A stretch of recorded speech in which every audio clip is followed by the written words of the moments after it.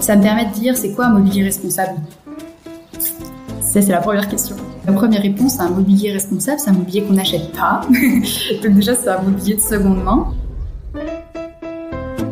Bienvenue dans Oberkaï, le podcast qui te fait découvrir des solutions concrètes et éthiques pour améliorer ton habitat. Je m'appelle Caroline et à travers chaque épisode, je donne la parole à un acteur de l'habitat éthique.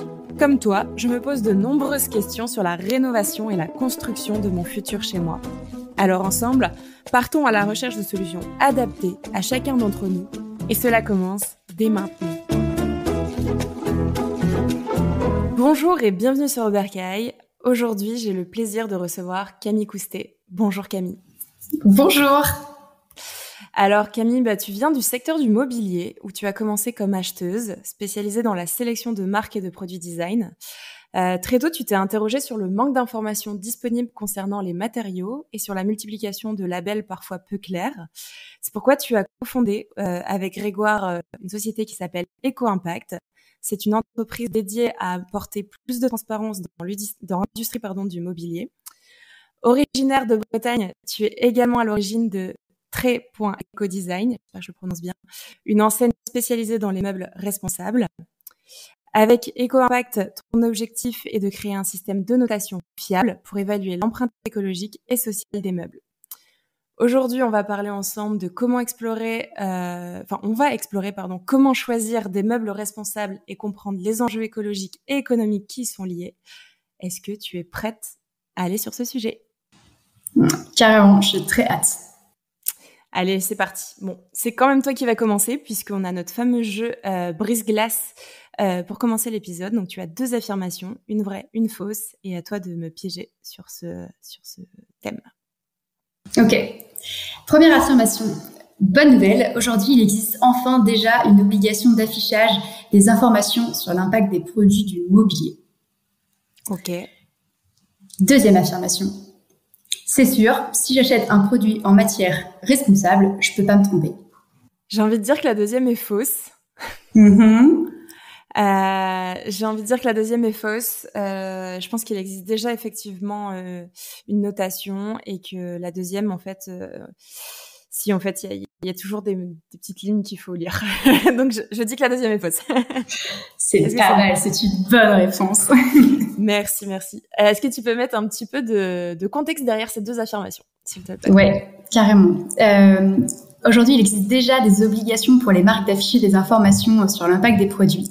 C'est vrai. Et c'est pas du tout comme nous, ce qu'on fait aujourd'hui, le score Eco-Impact, qui est un score A, B, C, D, E sur les produits.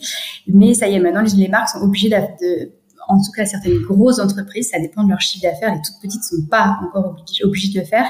Mais les grosses marques sont obligées de dire, moi, j'ai tant de % de matière recyclée dans ce produit. Ce produit, il est recyclable ou il est pas recyclable. Il y a des substances dangereuses. Donc, on commence à avoir des débuts d'informations obligatoires, légalement, vraiment avec, donc c'est vraiment le début de l'affichage environnemental. Donc ça, c'est une bonne nouvelle, mais c'est très peu connu. Et effectivement, pour donner du contexte sur la deuxième affirmation, si je choisis des matériaux responsables, c'est sûr, je me trompe pas.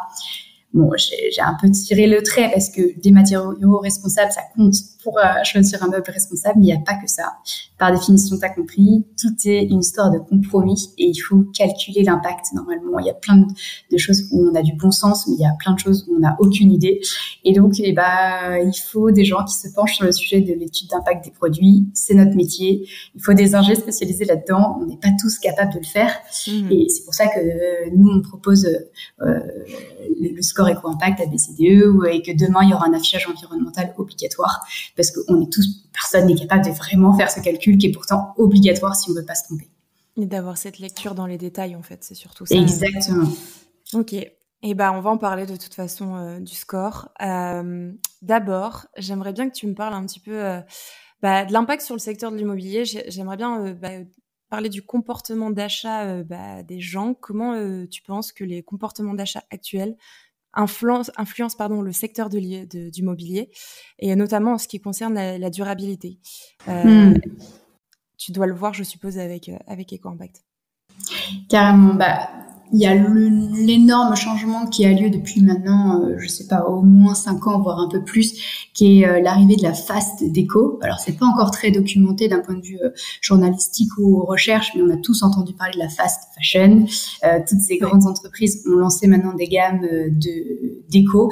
Et donc, autant il y a même encore 15 ans, on faisait attention à garder des pièces plus longtemps, autant vraiment la rotation des pièces, pas que de petites décos, pas que de petits coussins, mais vraiment de changer de canapé, changer de table basse. Ça s'est énormément accéléré depuis pas si longtemps que ça.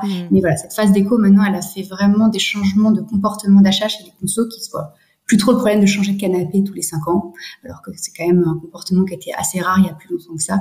Et bah, ça, forcément, par définition, c'est ce qui augmente drastiquement l'impact du secteur.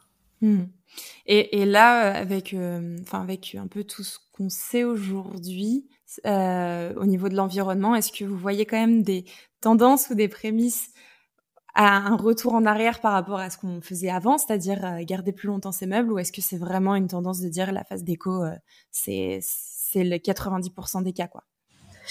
Alors, ce que j'aime bien aussi, c'est que parfois, donc la phase déco, il y a beaucoup de personnes qui donnent un argument même financier. Bah, j'ai pas de sous, je peux pas m'acheter une grosse pièce qui dure longtemps et tout. Il y a quand même les sujets logistiques, techno, enfin plein de choses ont fait avancer que le mobilier de seconde main, et ça devient aussi complètement trendy et pas forcément beaucoup plus cher. Donc il y a quand même le revival de la seconde main qui coule avec les Sell&See, avec les used, avec plein de choses. Donc bon, il y a quand même ce comportement d'achat là qui est canon. Et il commence gentiment, mais vraiment beaucoup trop calmement, à avoir une prise de conscience, même dans le secteur de la maison. La prise de conscience dans l'alimentaire, je pense qu'elle est largement arrivée. Les gens comprennent les enjeux de manger bio, moins de viande. Voilà, ça commence. Dans les fringues, on commence à penser à acheter plus local. Il y a eu des scandales quand même assez nombreux dans le textile pour dire faut faire attention à comment je m'habille. C'est encore un peu long sur la maison parce qu'on se dit ça va, j'ai un canapé, je vais le garder du coup 5 ans. Alors que si on imagine la taille d'un canapé par rapport à une taille de t-shirt, on se rend bien compte qu'il y a quand même beaucoup de matière, beaucoup d'impact. Voilà. Donc voilà, c'est en train d'arriver un petit peu trop lentement.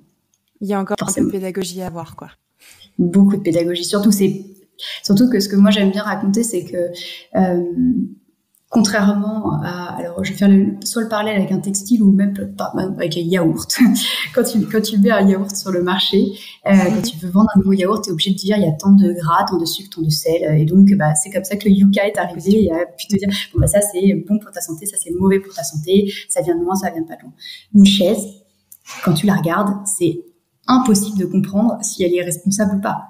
Entre 2 chaises en plastique, 2 chaises en bois, enfin même des matériaux similaires, personne ne peut comprendre l'impact d'un produit si t'es pas allé rentrer concrètement dans sa composition.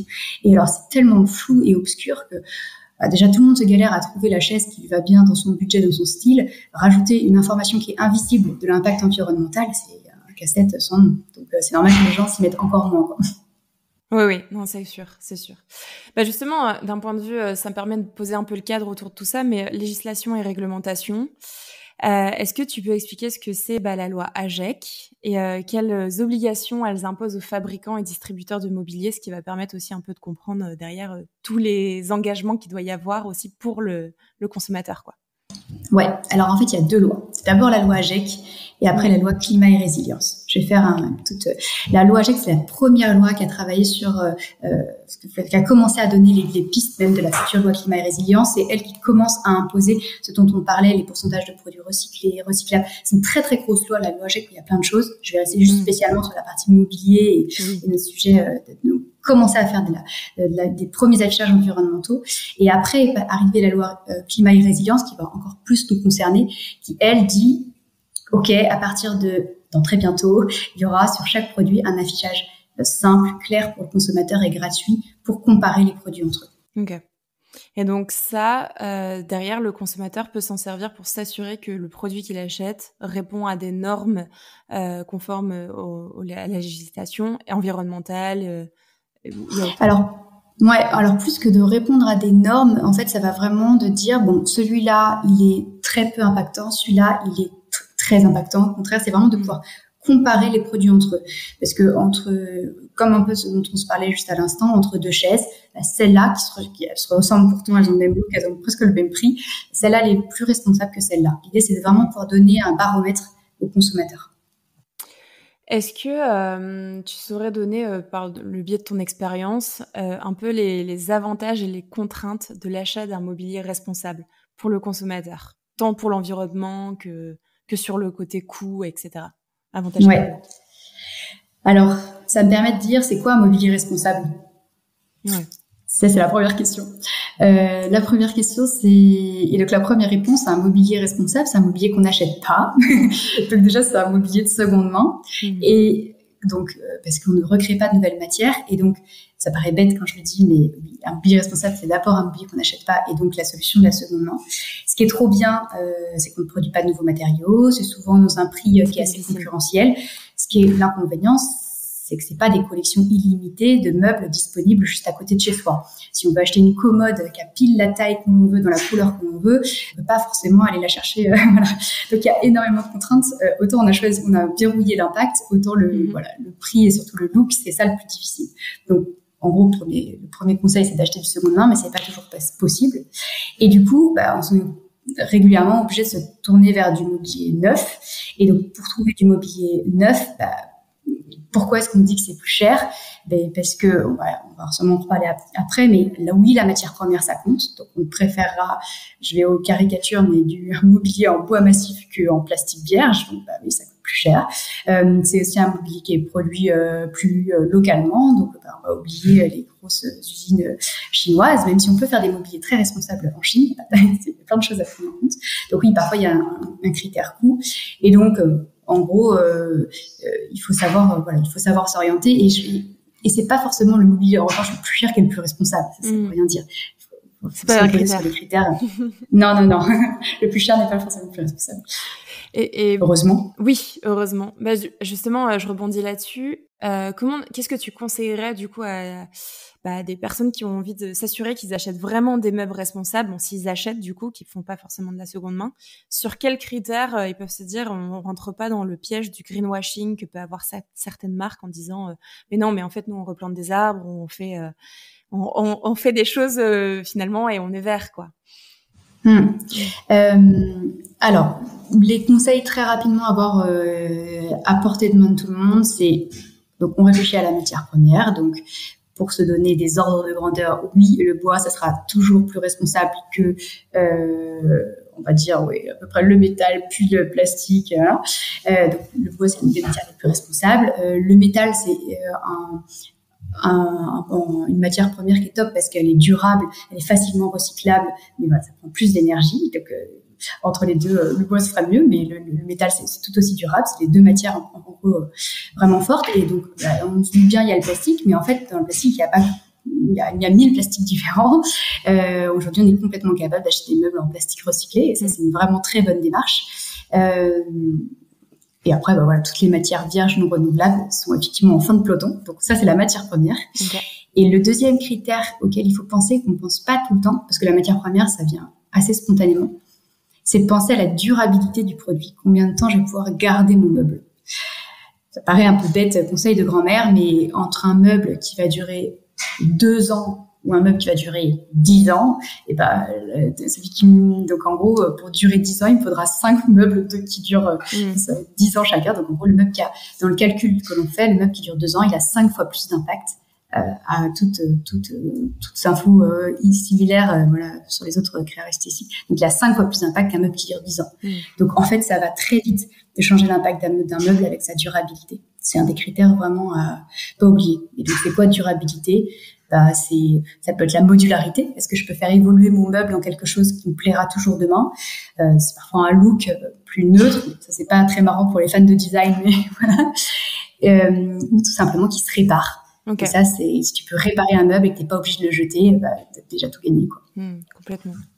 Est-ce qu'il y a aussi des critères où on pourrait faire attention par rapport aux certifications, aux labels qu'on peut donner? Parce qu'il y a énormément de choix et je disais dans ton introduction, c'était une de tes premières interrogations quand t'étais acheteuse, au niveau de la labellisation qui était parfois peu fiable, où on savait pas très bien ce que ça signifiait. Est-ce que tu as des critères là-dessus, ou des astuces à donner? Il y a pas mal de labels sur les matières premières. On pense au bois avec FSC, PEFC, qui sont des gestions de forêt plus durables. On laisse le temps aux arbres de pousser. Donc il y a plein de débats sur ce sujet. Est-ce que c'est bien responsable? Est-ce que c'est pas bien responsable? Moi, j'ai décidé de dire que c'était déjà une première démarche. Tout peut pas être parfait, c'est toujours le même sujet. Donc donc voilà, il y a des labels sur le bois. Et en fait, pour reprendre du recul, aujourd'hui, il n'y a pas un label qui résumerait tout. En tout cas, c'est le travail qu'on fait chez EcoImpact, c'est donner un critère et un label qui résume tout. Et demain, il y aura l'affichage environnemental. Ouais. Aujourd'hui, il y a EcoImpact. À part ça, franchement, c'est pas facile. Il n'y a pas 1000 choses où tu peux dire, ça, c'est sûr, c'est bon. Parce que, et pour faire la suite avec notre discussion, le calcul d'impact d'un produit, ça prend tout son cycle de vie. Oui. Et donc, qu'est-ce que c'est que le cycle de vie? Ça donne. Exactement. J'allais te poser la question juste après. Parfait. Et je m'auto-introduis alors. Mais en gros, c'est que tu regardes l'impact de la matière première. Donc, tu as compris, ça, c'était très important. Après, il y a l'impact de la fabrication. Concrètement, quelle énergie ça va prendre de transformer une planche de bois en une chaise. Il y a l'impact du transport. Alors, le transport, il y a tout le transport amont des matières premières, aval après du produit fini. On va tout recalculer. Il y a l'utilisation, combien de temps vraiment ça va durer, et après, qu'est-ce que ça va devenir en fin de vie? Est-ce qu'on peut le recycler? Est-ce qu'on est obligé de le mettre à la benne? Est-ce que c'est incinéré? Tout ça, ça compte. Et pas toutes dans les mêmes proportions, évidemment, mais on est obligé de faire ce cycle de vie du produit pour avoir une image complète. Et du coup, par rapport à ce cycle de vie, donc là, j'en viens vraiment au score que vous avez créé avec EcoImpact. C'est quoi les principaux critères à considérer pour choisir son meuble? Et est-ce que tu peux du coup, en parallèle, expliquer un peu cette notation? Qu'est-ce que ça correspond, les catégories A, B, C, D, E? Et à quoi c'est réel? Enfin, tu sais, parfois, ça englobe beaucoup de choses. Ouais, clairement. Donc ta première, donc en gros, juste pour répondre au départ, effectivement, comment ça marche et comment je le décris par rapport au cycle de vie. Parce que on disait, c'est hyper dur de comprendre l'impact d'un produit quand on le voit tel quel. Ouais. La vraie méthode, c'est une méthode internationale qui est reconnue, qui est vraiment très encadrée. Ça s'appelle donc l'analyse du cycle de vie. ACV pour les intimes. Et cette méthode-là, elle est géniale parce que tu vas rentrer vraiment dans le détail du produit. Tu vas tout de suite savoir quelle est la phase la plus contributrice. En gros, est-ce que c'est ma matière première qui pose un problème ou le transport? Tu sais tout de suite ça très vite. C'est un métier assez technique quand même. Faut être ingé pour le faire. Et surtout, même pour le lire à la fin, faut être aussi presque ingé pour lire le résultat d'ACV. Donc, l'outil est génial, mais c'est incompréhensible. Voilà. Donc, à partir de là, on fait quoi? On est content. Nous, on a découvert l'outil. On a dit, mais c'est génial. Mais sauf que personne ne comprend. Ça ne sert à rien. Et donc, si personne ne comprend, ça ne sert à rien. Et donc, on a décidé de transformer, à partir de cet ACV-là, analyse des cycles de vie, on a dit, il faut absolument qu'on fasse un score qui soit compréhensible en un clin d'œil. On avait tous en tête le Nutri-Score, donc on est parti sur ce même critère A, B, C, D, E. Il y avait déjà des recherches expérimentales justement sur un éco-score, un affichage environnemental dans le meuble A, B, C, D, E, qui était resté à végéter. Ça fait 10 ans qu'on en parle en fait, et on s'est dit, on est tombé sur des vieilles recherches. C'était déjà lancé A, B, C, D, E pour les meubles, base analyse du cycle de vie, mais c'était resté un peu lettre morte. Et du coup, on a dit, c'est génial que ça existe vraiment, et pourquoi ça n'a pas avancé? Et donc, on a repris les recherches, et jusqu'à sortir ce score ABCDE, qui comprend une analyse de cycle de vie. Donc, c'est une méthode très quantitative, vraiment de la data, quoi. Et il y a du qualitatif, des initiatives qui sont mises en place par les marques, qui viennent compléter l'étude Quanti, donc Quanti-Quali, qui se regroupent dans ABCDE. Et A, qu'est-ce que c'est? C'est les 20% les plus responsables du marché.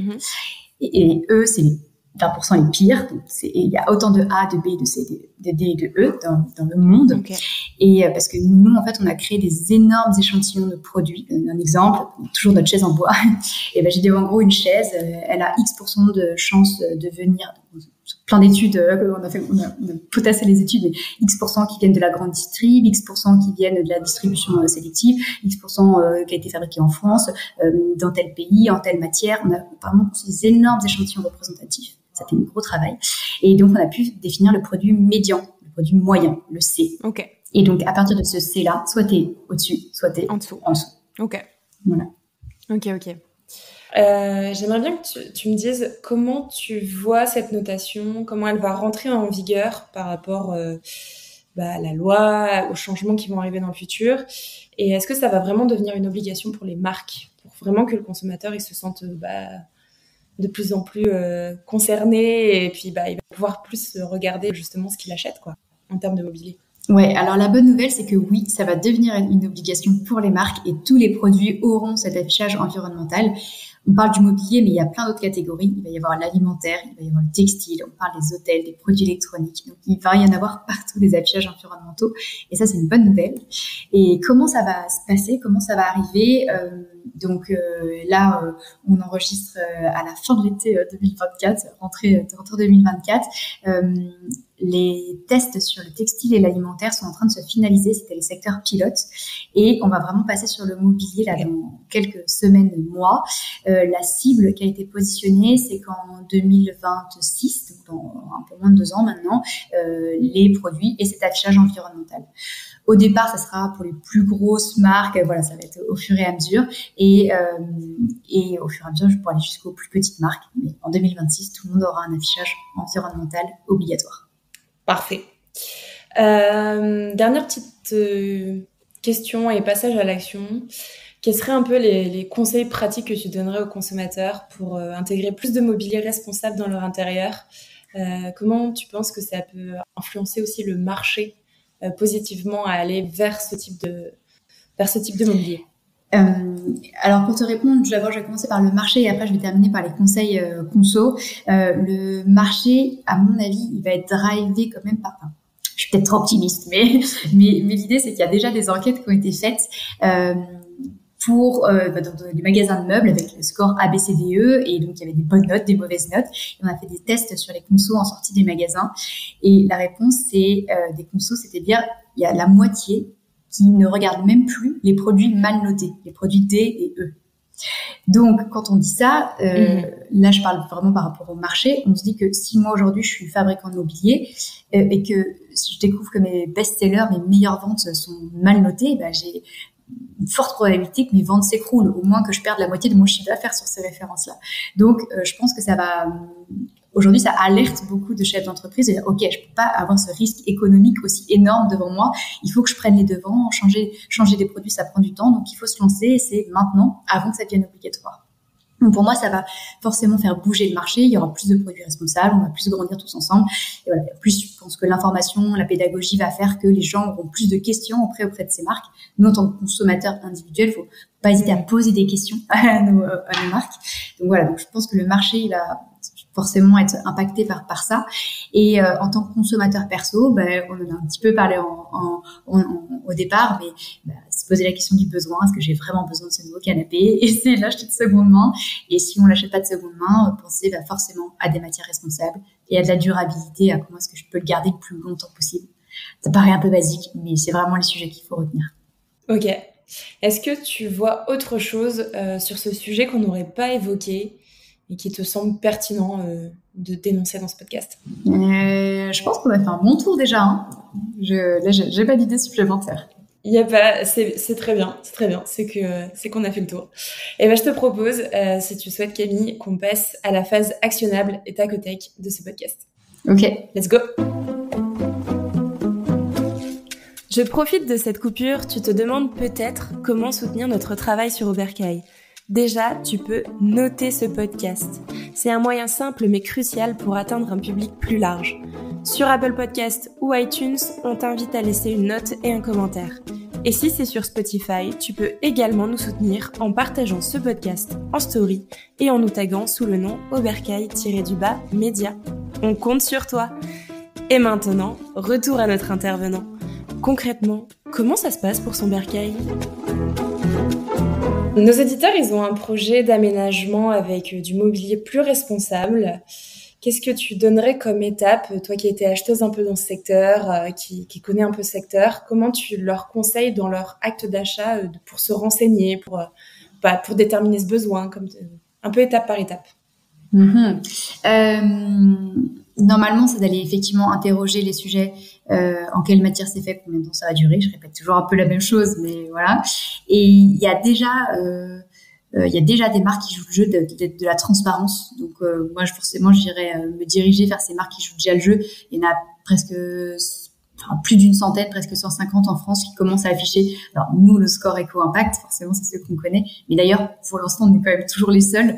Donc forcément, moi, je peux recommander que des gens qui jouent le jeu de la transparence parce que c'est là où il y aura un peu d'infos.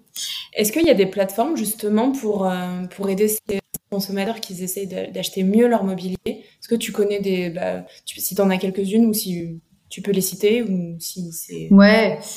Spontanément, je vais te parler de 13 Eco-Design qui utilisent que des produits qui ont des scores Éco-Impact et qui sont bien sélectionnés, donc 13 Eco-Design. Et ensuite, il y a pas encore vraiment une plateforme en plus parfaite qui regroupe tous les produits responsables. Alors franchement, c'était pour ça la première idée de 13 Eco-Design. C'est pas si simple. Ok, pas de souci. Question plus personnelle du coup qui te concerne un peu plus toi Camille. C'est quoi pour toi ton bercail idéal? Comment tu le décrirais? Alors mon bercail idéal, donc le rêve concrètement pour moi, ça serait qu'il y ait de plus en plus. En fait, il y a un trou dans la raquette dans l'offre, je trouve. C'est qu'on parle de modulaire, de choses réparables facilement, et je trouve pas forcément ces produits-là sur le marché. Moi, j'adorerais, dans mon bercail idéal, qu'on ait plein de produits dont on peut faire changer la fonction, tous mes canapés, que je puisse hyper facilement changer les housses. Parce qu'on dit oui, c'est des houssables, mais en fait, on trouve jamais la housse pour remplacer. J'aimerais trop qu'on me propose une proposition, justement, quand je change de canapé, que ce soit hyper facile de faire de la reprise de mon premier canapé. Il faut savoir que maintenant, c'est obligatoire. On a déjà, quand on achète un canapé, on a déjà le droit de donner son ancien canapé et notre vendeur est obligé de le reprendre. Mais j'aimerais bien que ce soit beaucoup plus connu et que ça se développe beaucoup plus. Et j'avais trouvé, par exemple, une initiative que j'adore, que j'aimerais vraiment qu'il se développe. Par exemple, je sais pas si tu as entendu parler, mais la Camif, maintenant, ils louent du mobilier du mobilier qui te servira pas toute ta vie. Ils ont commencé, par exemple, par la chambre de bébé. Quand tu as un enfant, t'achètes plein de mobilier, la table à langer, tout ça. Et la Camif, c'est les premiers à avoir dit, en fait, votre table à langer, vous n'allez pas vous en servir toute votre vie. On va vous la louer pour une durée assez longue, et à la fin, on viendra la récupérer. Ça, dans mon bercail idéal, ce serait super. C'est trop bien, ça, comme initiative. Effectivement, je connaissais pas. Donc, merci pour les tips. Et on savait pas non plus pour le fait le revendeur était obligé de récupérer son canapé. Ça, on note aussi, ça peut servir. Ouais, les vendeurs le disent pas tous forcément, mais oui. Non, j'imagine. J'imagine. Après, le but, c'est de voir dans quel circuit ça retourne, mais ça, c'est une autre question. En fait, au moins, ils sont obligés de le mettre au moins dans les bons tris, dans les bonnes bennes, de bien assurer la fin de vie. Donc, c'est mieux que de le jeter devant sa maison. Complètement. Si tu avais un mot, du coup, pour définir ce bercail idéal, ce serait quoi? Modulaire. Quelque chose qui puisse changer régulièrement parce qu'on est tous pareils, on a tous envie de choses qui durent, mais on a envie de changer de déco, donc des choses faciles à faire changer. Ok. Est-ce que tu aurais des ressources, des personnes à suivre, des livres, des choses qui t'ont percuté par rapport à ce sujet et que tu pourrais conseiller à nos auditeurs d'aller voir? Alors moi j'avais quelques ressources. Alors le premier, sans faire d'auto-promo, mais on vient de rédiger un gros livre blanc qui explique qu'est-ce qu'on a le droit de dire, qu'est-ce qu'on n'a pas le droit de dire en communication environnementale, pourquoi on n'a pas le droit de juste dire c'est responsable sans justifier, pourquoi on n'a pas le droit de dire juste matière naturelle. Enfin il y a plein de choses comme ça qui sont décryptées. Il y a un gros travail qui a été fait du Centre national à la consommation qu'on a mis en plus accessible. Donc je t'enverrai le lien si tu veux mettre le lien. Oui, complètement, on le mettra en lien. Ce livre du greenwashing. Et après, pour ouvrir plus largement, parce que pour pas parler que de mobilier, alors tu les connais sûrement, mais moi c'est les 2 podcasts qui m'ont aidé dans ma transition. Avant, j'étais pas forcément aussi au courant de tout. Donc mes 2 podcasts préférés que j'ai tout le temps dans les oreilles, c'est, alors tu me dis si tu connais, le premier c'est comment Chaleur humaine du monde avec Nabil Gouakil, je sais pas si tu connais. J'ai déjà entendu parler, mais j'ai jamais eu l'occasion d'écouter, donc je me le note. Ouais. Il est vraiment trop fort, il prend des sujets vraiment de société et il décrypte avec une position d'avoir rien compris et besoin qu'on lui explique un peu parfois comme un enfant de 5 ans et ça fait du bien. Il prend des sujets assez complexes ou alors très quotidiens. Donc Donc c'est Chaleur Humaine, c'est sur Le Monde, c'est gratuit, c'est un podcast. Et le deuxième podcast que j'adore, qui me fait beaucoup rire, alors je sais pas si tu la connais, elle s'appelle Swan Périsset, et elle interview. Ouais, exactement. Et elle prouve qu'on peut vraiment rire de tout, même un peu de la fin du monde. Et elle interviewe des gens bien, et c'est quand même d'un bon niveau. Et moi, ça m'a fait du bien de pouvoir rire sur des sujets compliqués, quoi. Complètement. Bah écoute, je les mettrai dans les ressources du podcast. Je pose toujours cette question maintenant. Est-ce qu'il y aurait une personne ou un sujet, c'est pas forcément une personne si t'as pas en tête, que t'aimerais voir sur ce podcast, sur Bercail, qui pourrait être intéressant pour peut-être ton Bercail idéal, ou alors juste parce que tu penses elle serait pertinente à être interviewée sur Bercail? Écoute, spontanément, j'irais soit sur quelque chose de location de mobilier ou de seconde main. Location de mobilier, j'en connais beaucoup plutôt en bureau. Je vais réfléchir à ça. Après, il y a les classiques Celency, Used et tout ça. Je sais pas si tu les as déjà eu. Pas encore. Donc, ok. Et ben, écoute, je note aussi. J'ai plus qu'à te remercier, Camille. On peut te retrouver sur LinkedIn, sur Instagram, sur le site aussi, Eco-Impact. Est-ce que j'oublie un endroit? Non, c'est pas mal, effectivement. Et je réponds bien sur LinkedIn. Bien. Ok, et ben voilà, je mettrai tes liens en description aussi. Encore merci pour ce moment. Merci pour ton invitation, Caroline.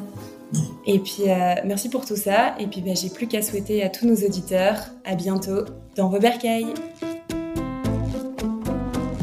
Merci d'avoir écouté l'épisode jusqu'au bout.